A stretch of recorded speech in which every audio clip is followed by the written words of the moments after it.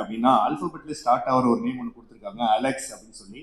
So அவரை நான் கூப்பிட்டுறேன், அவர்கிட்ட நம்ம நிறைய விஷயங்கள் பேசுவோம்.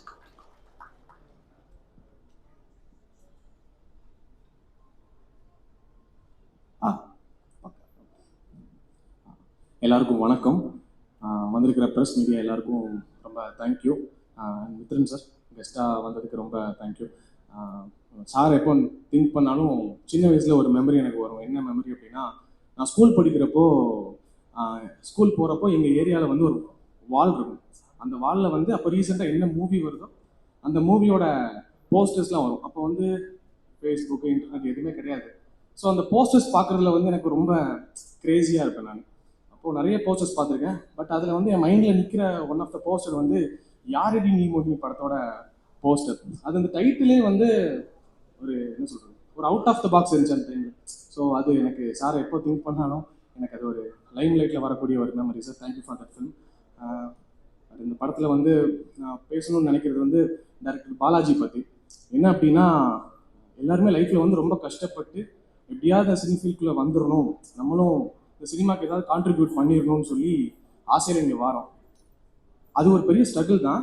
பட் வந்ததுக்கப்புறம் வந்து ஓகே நம்ம ரீச் ஆகிட்டோம், ஸோ இதுக்கப்புறம் வந்து நம்ம ஓடினா போதும் அப்படிங்கிற ஒரு திங்கிங்கில் இருப்போம். அந்த திங்கிங்கை வந்து பாலாஜி ப்ரோவை பார்க்கும்போது எனக்கு தலைகீழ மாறிச்சு. ஏன் அப்படின்னா, அவங்க இங்கே வந்ததுக்கப்புறம் அவங்க படுற ஸ்ட்ரகிள்ஸ் வந்து இன்னும் அதிகமாகவே இருந்துச்சு. ஒரு அவங்க ரிலாக்ஸ் பண்ணுற டைமே வந்து ஒரு ஆக்ஷன் கட், அதுக்கு நடுவில் தான் வந்து அவங்க ரிலாக்ஸ் பண்ணுற ஒரு டைமே இருக்கும். கட் சொல்லி முடிச்சாச்சு அப்படின்னா அதர் ஒர்க்ஸை பார்க்குறதோ, அது வந்து ஒரு என்ன சொல்கிறது, ஹை ப்ரெஷர். எப்படி ஒரு மனுஷன் வந்து இவ்வளோ ப்ரெஷரையும் வந்து தாங்கிட்டு ஒரு படம் பண்ணுறாரு அப்படிங்கிற ஒரு ஃபீல் வந்து எனக்கு நிறைய வந்திருக்குது. ஸோ அது வந்து எனக்கு பயத்தை விட ஒரு பெரிய ரெஸ்பெக்ட் வந்து இந்த சினிமா மேலே வந்து எனக்கு கிடைச்சிது. ஸோ எல்லாரோட லைஃப்லையும் எந்த ஸ்ட்ரகிள் இருந்தாலும் இதை விடக்கூடாது, இதை பிடிச்சி ஓடணும் அப்படிங்கிற ஒரு வெறி வந்து நான் ப்ரோட்டிருந்து கற்றுக்கிட்டேன். வேற சித்து சார் இந்த படத்தை நான் வந்து ஒரு டைமில் வந்து ரீல்ஸ்லாம் பார்க்கும்போது சார் வந்து பயங்கரமாக ஆக்ட் பண்ணுவாங்க, ஆக்ட் பண்ணி கண்டென்ட் போட்டே இருப்பாங்க. ஸோ அதை பார்க்குறப்போ ஓகே இப்படிலாம் பண்ணால் வந்து சினிமாக்குள்ளே போயிடலாம் அப்படின்னு சொல்லிட்டு நானும் ட்ரை பண்ணியிருக்கேன். கண்டிப்பாக அதை போஸ்டே பண்ணக்கூடாது, டெலிட் பண்ணிடணும் அப்படின்னு நிறைய நாள் டெலிட் பண்ணிட்டு அடுத்த வேலையை பார்க்க ஆரம்பிச்சிருக்கேன். பட் சார் வந்து இவ்வளோ தூரம் வந்து ஃபிலிமில் வந்து ஒரு ஹீரோவை பண்ணுற படத்தில் நானும் வந்து ஒரு கேரக்டர் பண்ணுறேங்கிறது வந்து எனக்கு ரொம்ப சந்தோஷமாக இருக்குது bro. Thank you. Music director sir வந்து நான் ட்ரைலர் கட் பார்த்துட்டு செம்ம ஸ்டாண்டர்டு சூப்பராக பண்ணியிருக்கீங்க அப்படிங்கிற ஃபீல் இருந்துச்சு ப்ரோ. தேங்க்யூ. எடிட்டர் சாரும் அதே மாதிரி தான். வேறு என் கூட நடித்த என்னோட கோ ஆர்டிஸ்ட் வந்து நம்ம சரண் அண்ணா, டேனி ப்ரோ, எல்லாருமே வந்து நாங்கள் வந்து புதுசாக, எங்களுக்கு வந்து இது ரொம்ப நியூ. ஆனால் இதே படத்தில் வந்து எக்ஸ்பீரியன்ஸ்டான ஏகப்பட்ட ஆர்டிஸ்ட் வந்து இருக்கிறாங்க. ஸோ எங்களுக்கு வந்து அவங்ககிட்ட வந்து நிறைய கற்றுக்கிறதுக்கான ஒரு ஜோன் மாதிரி இந்த படம் வந்து எங்களுக்கு இருந்துச்சு.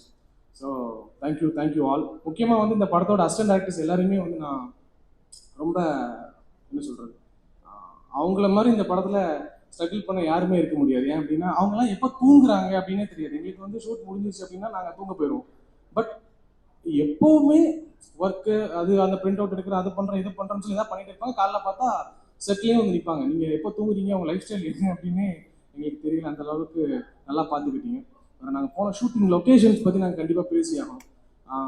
எல்லாமே ரொம்ப சேலஞ்சிங்கான லொக்கேஷன்ஸ். இது எப்படி ஹண்ட் பண்ணீங்கிறதே சத்தியமாக புரியல. அந்த லெவலுக்கு பர்ஃபெக்டான லொக்கேஷன்ஸ் இருந்துச்சு. அதுவும் எஸ்பெஷலி வந்து நாங்கள் மேக்கரைக்கில் ஒரு ஷூட் பண்ணிட்டு இருந்தோம். நைட் ஒரு மிட் நைட் ஷார்ட்ஸ் எடுத்துகிட்டு இருக்கும்போது ஒரு 100-120 ஜூனியர் ஆர்டிஸ்ட் வந்திருப்பாங்க. அந்த டைம் வந்து பயங்கரமான ரெயின்ஃபால். அது எப்படின்னா ஒரு மலையில் வந்து காரே போக முடியாது. நாங்கள் எல்லாம் ஒரு பார்க் பண்ணிவிட்டு மேலே காட்டுக்குள்ளே இருக்கிறோம். அங்கே வந்து மிட் நைட்டில் ஒரு பயங்கரமான மழை, ஒரு 2 hours பெஞ்சிருக்கும். அந்த ரெயின்குள்ளே நாங்கள்லாம் வந்து அங்கங்கே கிடைக்கிற இடத்துல சின்ன கார் எது கிடைக்குதோ அதில் ஒழிஞ்சிக்கிட்டோம். பட் யாருமே எந்த விதமான முகசொலிப்பும் இல்லாமல் அந்த மலையில் வந்து நனைஞ்சு வெயிட் பண்ணி இருந்து அந்த சீன்ஸ்லாம் முடிச்சு கொடுத்துட்டு போனாங்க. அதெல்லாம் வந்து ரொம்ப வந்திருக்கிற ஜூனியர் ஆர்டிஸ்ட் வந்து எல்லாருக்குமே நம்மகிட்ட இருக்கிற அதே பேஷன்லாம் இருக்குங்கிறத ஃபீல் பண்ண வச்சுது. இந்த படம் வந்து சினிமா வெளியிலேருந்து பார்த்ததுக்கும் உள்ளே வந்ததுக்கப்புறம் இதுக்கு மேலே இன்னும் நிறைய ரெஸ்பெக்ட் வர்றதுக்கு ஒரு பெரிய ரீசனாக எனக்கு இந்த படம் வந்து அமைஞ்சிருக்குது. ஒரு என்ன சொல்கிறது, ஒரு இந்த ராபர்ட் ஃப்ரோஸ்ட் வந்து ஒரு போயமில் வந்து ஒரு முக்கியமான லைன் சொல்லியிருப்பார். என்ன அப்படின்னா, பல காடுகள் தாண்டி பல கடல் தாண்டி ஏகப்பட்ட ட்ராவல் பண்ணி நான் ஒரு இடத்துல போய் ரீச் ஆகிட்டு நான் போய் தூங்க போகிறப்போ எனக்கு இருக்கிற கடைசி வேர்டு என்ன அப்படின்னா miles to go before I ஸ்லீப்னு சொல்லி ஒரு லைன். ஸோ நம்ம இவ்வளோ ட்ராவல் பண்ணி இங்கே வந்து நிற்கிறோன்னா இன்னும் எங்கேயோ போக வேண்டிய தூரம் நிறையா இருக்குது. அதுக்காக சின்சியராக ஹார்ட் ஒர்க் பண்ணணும். ஸோ எனக்கு நானே விஷ் பண்ணிக்கிறேன், என்னோட டீம் மெம்பர்ஸ் எல்லாருக்குமே நான் விஷ் பண்ணிக்கிறேன். இந்த படம் வந்து கண்டிப்பாக நீங்கள் எல்லாருமே ஒரு சக்ஸஸ்ஃபுல்லான ஒரு படமாக மாற்றுவீங்க அப்படிங்கிற நம்பிக்கை எங்களுக்கு இருக்குது. So thank you all. Thank you so much brother. நீங்கள் பேசும்போது சொல்லிட்டு so passionate you are. So உங்களுக்கு உங்களுடைய பாதை தொடங்குறதுக்கு இது ஒரு விதையா இருக்கட்டும் அப்படின்றதா. Thank you so much. Thank you all. Thank you.